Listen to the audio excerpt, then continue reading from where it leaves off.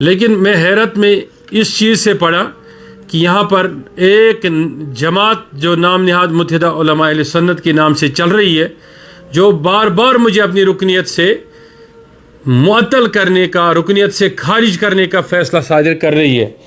میں ان کے لیے کہتا ہوں تمہیں شرم بھی نہیں آتی کہ تمہیں وہ پامپور کا واقعہ بھول گئے آپ، کہ جس میں اپنے کونے میں سودا اور فروخت کی تھی؟ آپ نے مجھے بولا نا کبھی آپ الیکشن مت لڑیے، کیوں نہ لڑیے؟ وہ بھی آپ کو معلوم ہے نا، میں بتانا نہیں چاہوں گا کیونکہ میں بہت بار بول چکا ہوں۔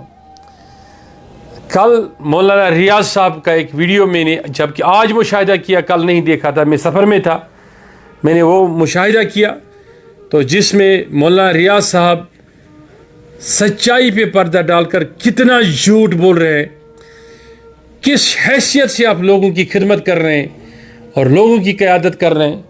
آپ اور آپ کے ایسوسیٹ جھوٹ پہ جھوٹ، کتنا جھوٹ بولو گے آپ؟ ہم نے سوال پوچھے تھے کہ وہ پی ایس او ادھر کیا کر رہا تھا، آپ نے جواب ہی نہیں دیا۔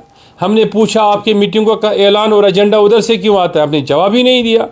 ہم نے جتنے سوال کیے آپ نے کسی کا جواب نہیں دیا، لیکن ایک سازش کے تحت آپ اپنے خواب میں رنگ بھر رہے ہو کہ مقصد آپ کا ہے کہ کاروان اسلامی کا مشن ڈسٹرائے کرنا، ہماری اداروں کو ختم کرنا یا ان پر یلغار کروانا۔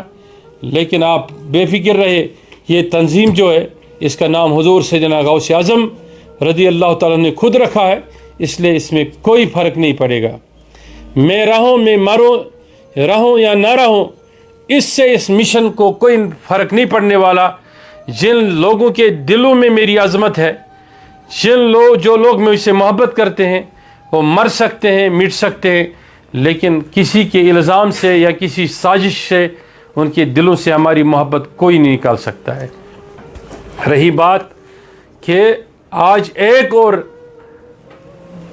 پریس نوٹ کا مشاہدہ کیا جس میں کل والے جھوٹ کی آپ نے تصدیق کی، اس پر بھی میں حیران ہوں۔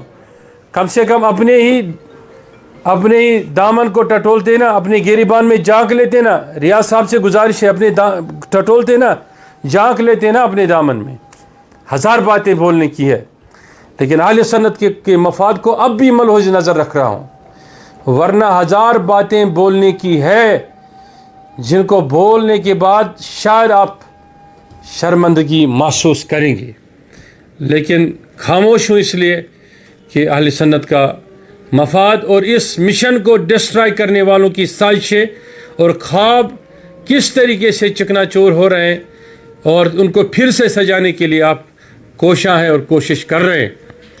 لہٰذا میں اپنے لوگوں کو بتانا چاہوں گا کہ نہ ہی ایسی کسی متحدہ کو ہم مانتے ہیں، نہ ہی ان کے فتوے کو مانتے ہیں، اور نہ ہی ایسے لوگوں کا جن کا ضمیر ہی نہ ہو، ان کی بات کا کوئی ویلیو اور وقار ہمارے نزدیک میں نہیں ہے۔ ہاں، گڑے ہوئے افسانے اور گڑے ہوئے مردے باہر تو آتے ہیں، لیکن ان میں روح اور جان نہیں ہوتی ہے۔ اور میں یہاں یہ بھی کہنا چاہوں گا کہ آپ جس شناخت کو مٹانا چاہتے ہیں وہ شناخت مٹ نہیں سکتی، کیونکہ اعلیٰ حضرت نے فرمایا نا، مٹ گئے مٹتے ہیں، مٹ جائیں گے عادہ تیری، نہ مٹا ہے نہ مٹے گا کبھی چرچا تیرا۔ اور حضور علیہ الصلوۃ والسلام کا چرچا کبھی نہیں مٹا، اور میں وہی چرچا کرنے والا ہوں، اور اس کے بغیر میرا کوئی ایجنڈا نہیں ہے۔